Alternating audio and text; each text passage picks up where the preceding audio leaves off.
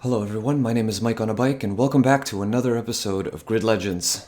Today's first race puts us into the classic touring cars. Also, one of my favorite classes in this game, we'll be driving the Audi A4. As we start off in 20th position, we're gonna do our best to try and make our way up the field, and surprisingly enough, it was a fairly clean start.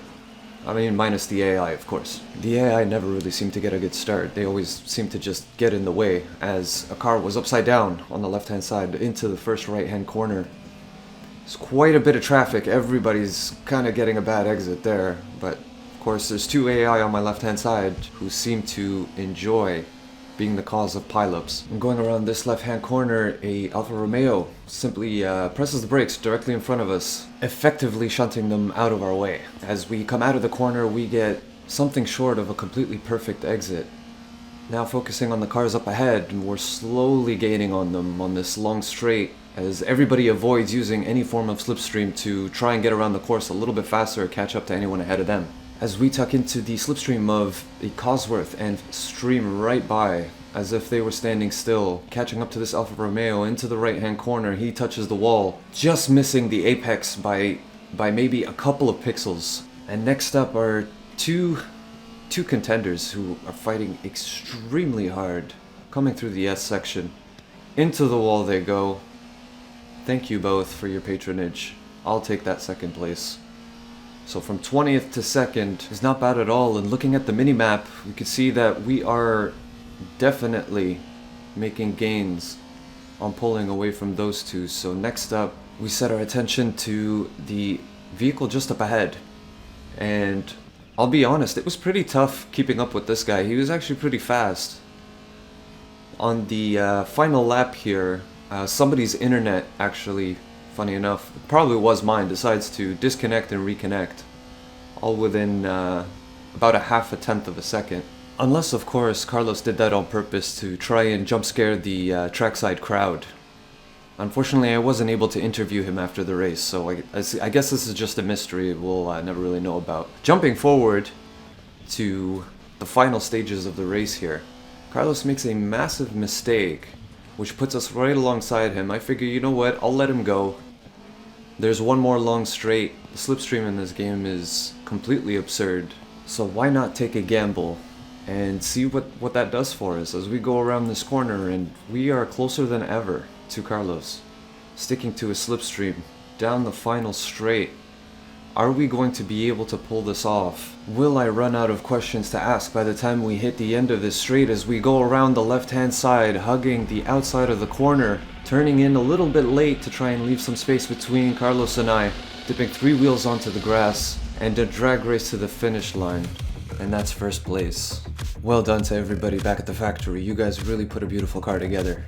Also, big shout out to Carlos for not, wiping me out on the last corner to try and take that win again. Very well raced. And he did an excellent job as well, making sure that there was a pretty solid gap between him and I in the midsection of that race. And looking at the timesheet here, we're about 5 seconds on our fastest lap, faster than third place. I was pretty happy with that performance. Moving on to Okutama Sprint. I can't say this is one of my favorite tracks, but it does have some lovely windy roads, which is perfect for some very chaotic racing, especially at the start. And believe me, we had ourselves a very, very chaotic start here at Okutama Sprint in the Ferrari 512 BB Le Mans.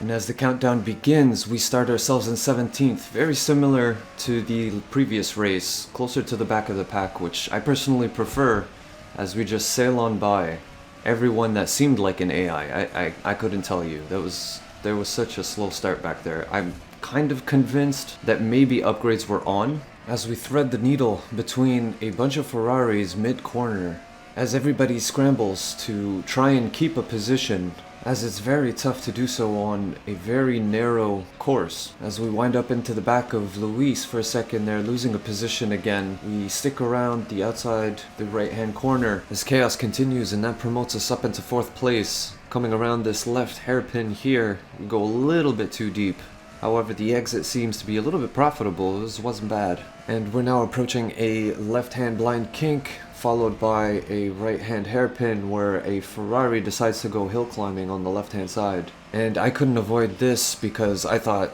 they would honestly be able to recover from that, but I guess not. At any rate, moving forward, we're now finding ourselves in a defensive position against Carlos, where at this point, the turn has now tabled, and we take a defensive line and try and hold him back as we try to keep the car as wide as possible on these winding narrow roads. Not exactly the greatest passing opportunities, but it can be done. It takes a very serious amount of effort. As he loses control there, goes right into the wall, and we are making our way onto Doc's rear bumper. And now climbing up this hill, I'm not sure if Doc was maybe in the wrong gear, but we sail right by. As we come into this corner, he does some late braking and we're practically side by side. I'm making sure to give him just enough space, not to push him into a wall, but we managed to make the move stick as we keep first place. And it was more or less at this point we started to slowly work our way into the distance, building that gap. These corners can be very tricky, especially if you're going a little bit too hot. But touching back on racing, both Carlos and Doc, I mean, they both put up a very good fight.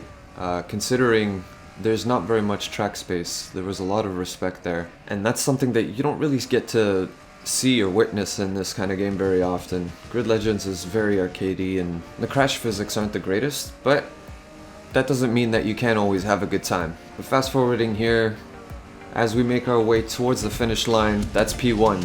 Big thank you to the guys back at the Ferrari garage. You guys did a tremendous job making a fine winning vehicle.